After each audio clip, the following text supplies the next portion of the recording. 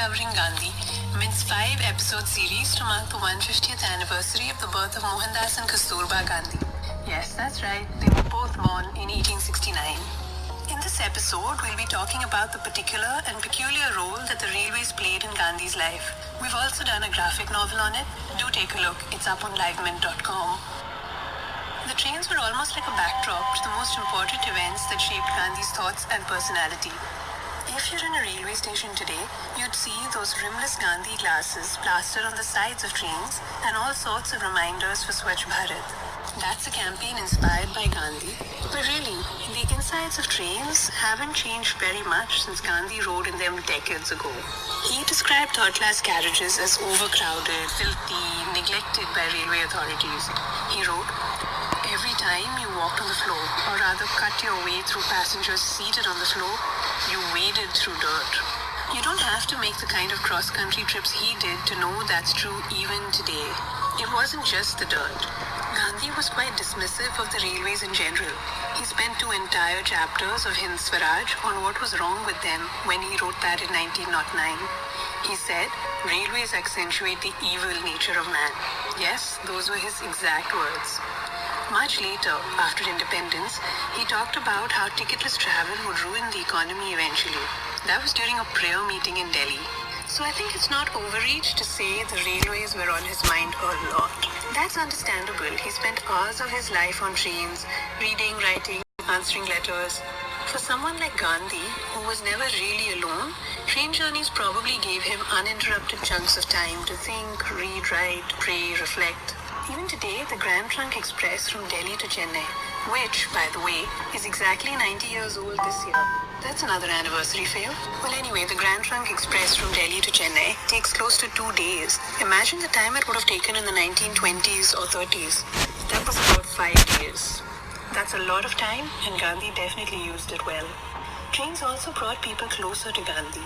In fact, you might know that he and Kasturba spent about 6 months traveling around India by train after he came back to India for good from South Africa in 1915.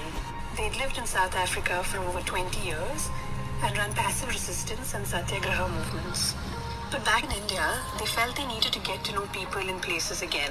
So off they went. Pune, Delhi, home to Porbandar and Rajkot. They went to Shantiniketan to meet Tagore. They went down south to meet the Theosophists and leaders of the Home Rule movement in Madras. So many places, even to Rangoon, and all of it third class. Gandhi first started traveling third class in India in 1901 when he was here on a break from South Africa to meet Gopal Krishna Gokhale and the Indian National Congress. He had many complaints then. Crowded coaches, noisy passengers, pit-covered floors, unclean toilets. Maybe we shouldn't go any further with this. But at the end of all that travel, he did say, "I feel all the richer and stronger in spirit for the experience." That could be because it was probably one of his early experiences of meeting people from all classes and castes in India. As we all probably know, Gandhi was not born wealthy, but he did not lack anything either. He's from a family that had served as prime ministers in the Kathiawar states in what is now Gujarat. And it was a family that observed caste and religious practices strictly. So it seems like it was train travel that really opened up his eyes to discrimination, inequality, oppression, and the experiences of people not as privileged as him. Even those dirty railway coaches.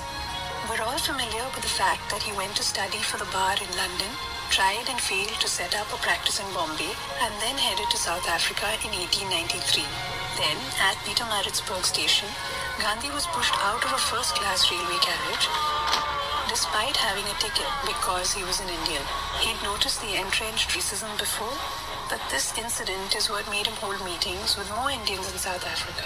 Not just the rich merchants who hired him, but also the poor indentured laborers. He learned what it was to be an ordinary Indian in South Africa, what it meant to be a coolie. Remember I'd said that he read a lot on trains? Well, he sat up all night once in a train from Johannesburg to Durban, reading John Ruskin's Unto This Last. It's the book that shaped his ideas on dignity of labor, on satyagraha, or peaceful resistance with love at the core of it, and Sarvodaya, or the good of all for the good of the individual. I can just imagine that. The clackety-clack of the wheels, Gandhi huddled over a book with a lamp, lost in those pages. He'd write later, "I arose with the dawn, ready to reduce these principles to practice. And that's what